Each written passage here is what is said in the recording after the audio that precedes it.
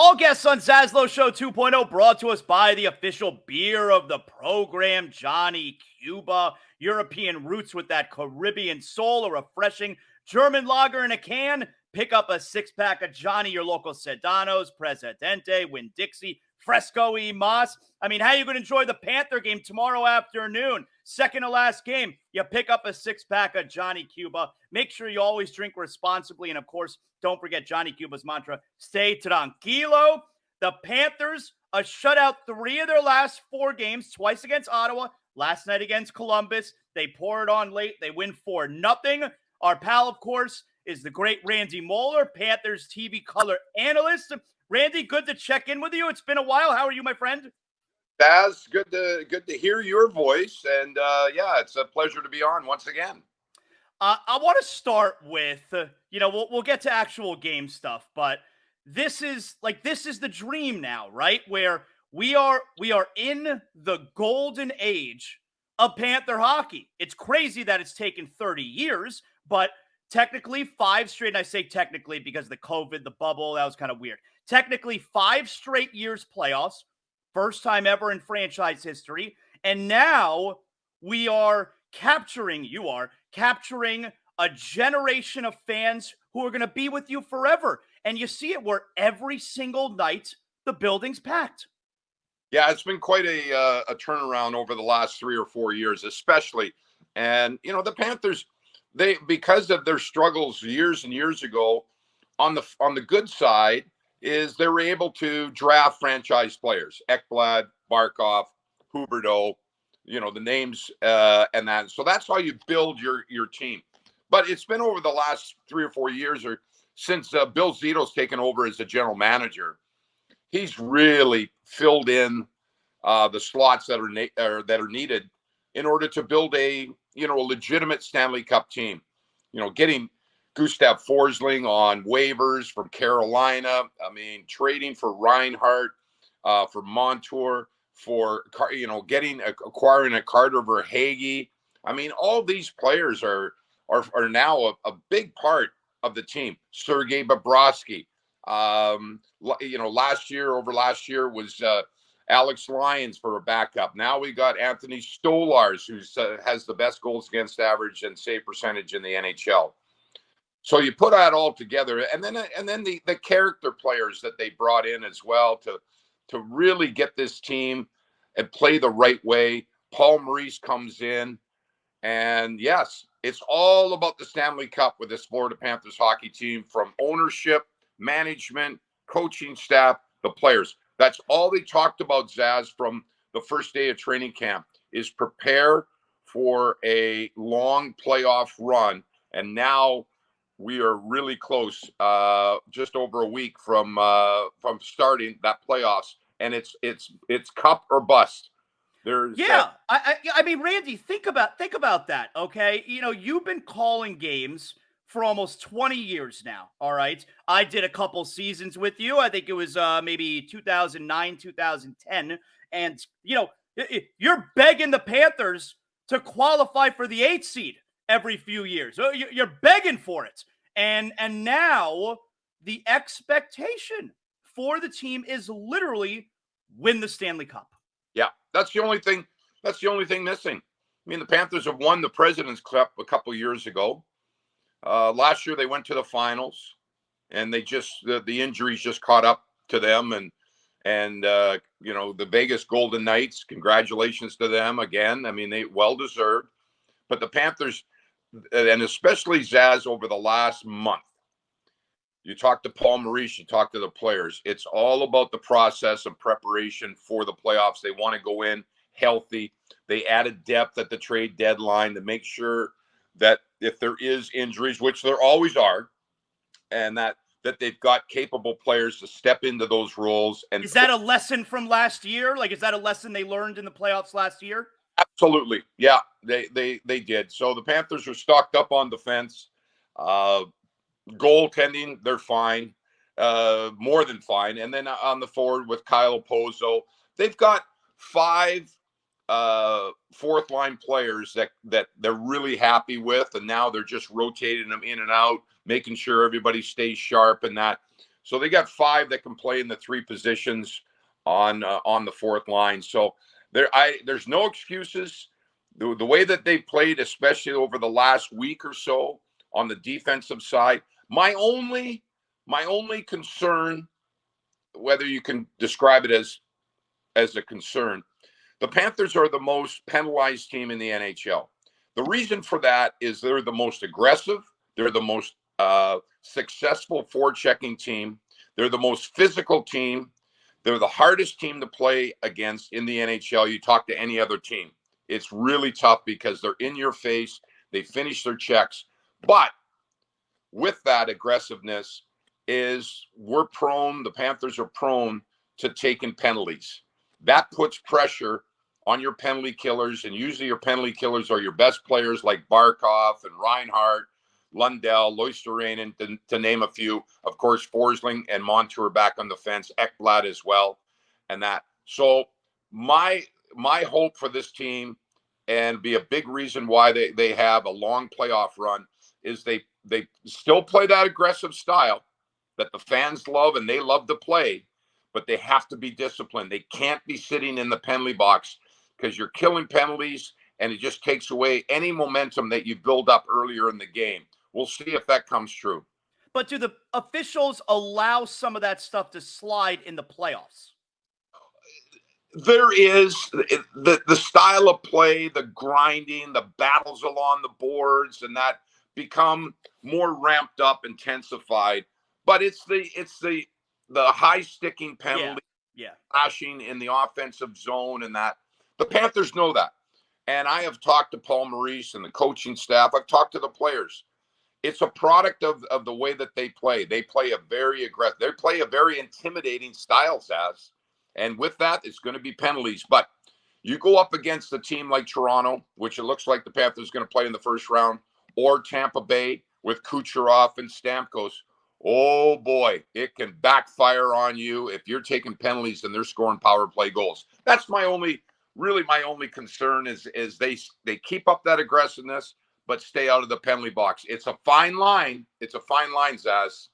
I got to tell you, Randy, it looks like they're going to face Toronto. Like right now, excuse me, right now, they're 5 up on Toronto. Toronto's got a game in hand. I would love for the Panthers, they're 1 back of Boston. Boston has a game in hand. I would love for the Panthers to catch Boston because I want Tampa Bay. I feel like, it's our turn now. I want to have to go through Tampa Bay to win the Stanley Cup. You know what I'm saying? Like it feels right that we need to go through them and kind of exercise those demons. Well, speaking, and I won't speak on behalf of the team, but the feelings around the team is they have as much confidence to play anyone, whether it's Toronto, whether it's starting on the road. If the Panthers faltered here this last week, there was a chance that Toronto would get ahead of them in the standings, and then Toronto would have the home ice advantage. I can tell you that with the confidence this team has, they don't care who they're going to play. They know they're going to have to go through and play. If they do win in the first round, they're going to have to play a Tampa, a New York Ranger, a Carolina. It doesn't get any easier. There's some positives, as you mentioned, about playing a Tampa Bay, cross-state rivals. The Panthers have lost to them. They want to put that demon aside. They want to beat them in a playoff series to kind of show the world, hey, like you just said, Zaz, that's in the past now. We're the team of Florida, and that. So there's always that storyline as well. It's almost like pick your poison. The Toronto Maple Leafs have the most prolific goal scorer in hockey, and over the last number of years, couple of decades, in Austin Matthews. And he did nothing against the Panthers last year. Nothing in the playoffs. Yeah, well, the Panthers did that, and Mitch Marner and that. So it's almost like pick your poison. I think the Panthers are very confident, as I've mentioned a couple of times, of who they play in the first round. I'll tell you, Randy, let's talk about this Paul Maurice for a second. Last year was difficult for most of the regular season, of course. Panther fans are angry. I'll be the first one to raise my hand.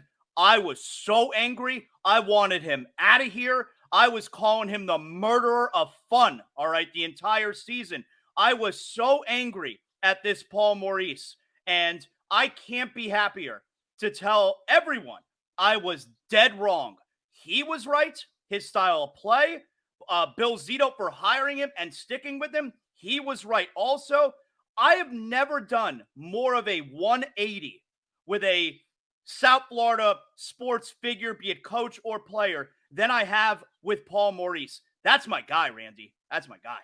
Yeah, well, and that's been discussed so much over the last little over, obviously a year and a half, where Paul Maurice came in, and remember this team before he came, they won the President's Trophy. They scored a gazillion goals. Everybody's having fun. Everybody's dancing at the arena in Sunrise, and they're winning games and scoring goals and stuff. But they found out pretty quick in the second round of that year. They got punched in the nose pretty good by the Tampa Bay Lightning, because that style is not sustainable in playoffs for a long playoff run. So Paul Maurice comes in, he institutes a new system, more defense, more aggressiveness, more physicality. Well, it's going to take away from the offense. And I think there was, by and large, there was a little bit of pushback from the players. They didn't buy in right away. But then soon, and Paul Maurice talked about it, and I was not in maybe the same boat as you, Zaz, but I can remember when it was New Year's Day of that year, last year, and we lost at home against the Rangers, and we were like 7 or 8 points out of a wild card spot. And I'm driving home, and I'm calling my wife, and I'm like, wow. And also, I stayed and listened to Paul Maurice, and he kept talking about, and even before that, and especially after that, it's a process. We're coming. It's going to be okay. We're learning how to play the right way. And I'm thinking, like you, is this guy nuts? Is he crazy? We're 8 points out of a playoff spot. Trying to push the panic button, whatever. But now you look back on it, Zaz, and you say, he was absolutely right. And he kept, and Goldie and I and Doug Plagans and that, we talked to him on a daily basis. And at the time he says, guys, I know where we're at, but this team is starting to come. They're starting to realize it, and that it doesn't show in the standings right now, but I assure you it will come. And sure enough, it did. And they made the playoffs. And then, of course, the rest is history. The way the team got off this year, the training camp, the way the drills that are suited for their style of physicality, and then offense for the offensive players once you get puck possession. Down the list, Zaz, the Panthers are in first in so many categories in the NHL. Dangerous shots from the slot, they're number one. They're number one in not giving up dangerous shots from the slot. They're number one defensively. They've given up. They have the best goals against average in the NHL. They're in the top 3 of the power play. They're in the top 4 of penalty killing. All these stats. They're the second best team protecting a lead in the third period. All these things all come together. And I'm not a big stats guy, but when you see the list, you see how this team has accomplished what they want to play like as a team. And on in game or game after game, whether it's at home or on the road, that consistency of the way that they want to play will do them fine once they hit the playoffs, as long as they stay healthy and stay within those boundaries. That's my guy, Paul Maurice, and I feel the same way about Sergei Bobrovsky, because last year, and look, his first few years, where the Panthers getting what they paid for, didn't really feel like it. And then last year, he comes in late in the series against Boston for Alex Lyon, who did a tremendous job late in the season, obviously. And from that point on, I've done a 180 on Bobrovsky also. That's my guy. I'm forever going to be, I don't care what happens from here on out. I'm forever going to be on Bobrovsky's side. We saw it. He did exactly in the postseason last year what the Panthers brought him to do. Same thing with Bobrovsky. That's my guy now, Randy. Love him. Well, I mean, my point of view on that was when Bobrovsky arrived down here, everybody, the expectations because of the contract, Yeah. he's never going to meet those expectations. I've said it since that time, his first year up until now. I've never had a problem with Sergei Bobrovsky. Was he the best goaltender in the world? No. But the expectations, because he's making the contract that he has, everybody had that expectation that he had to be the best goaltender in the world. That's unrealistic. And now he has shown, and I love when Sergei Bobrovsky, and of course everybody calls him Bob, when he does his post-game interviews, whether it's a win or a loss, mostly it's a win with him. He says it's all about the process. We put that behind us. We prepare for the next game. He is just so methodical in his preparation, and it's legendary how he works off the ice, on the ice to prepare in morning skates, in off days, practices, before the games or whatever.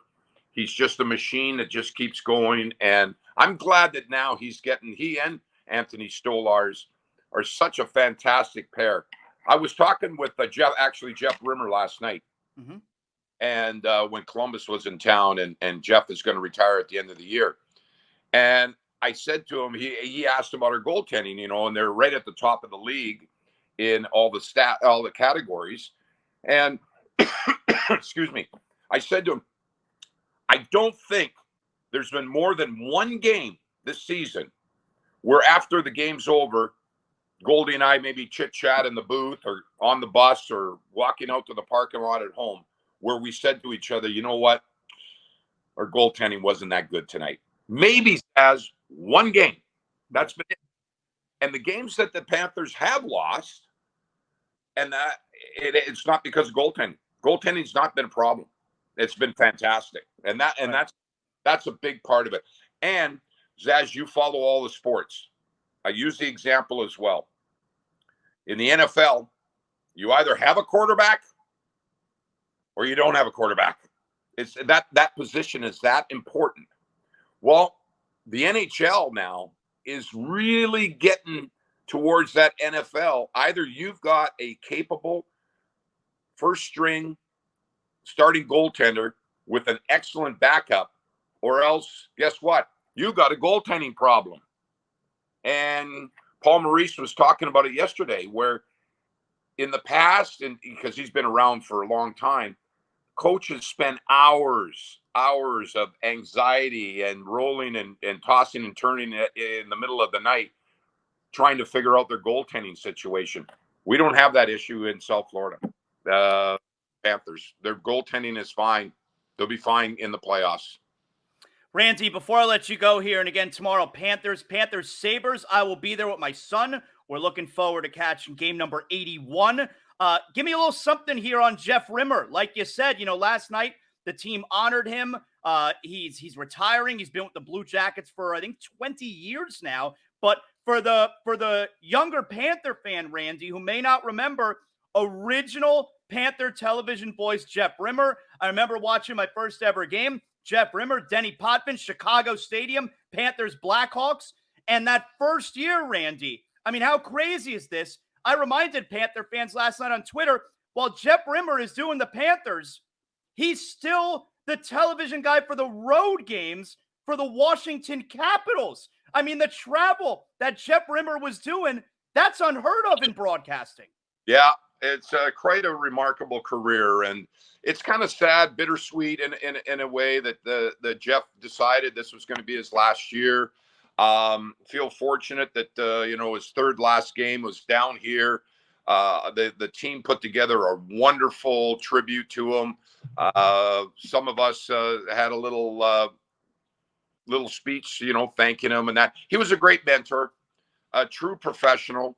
The game is better because of Jeff Rimmer being in it as a broadcaster. And, now it's sometimes it's you got to call it a day. And Jeff has got his home is here in South Florida.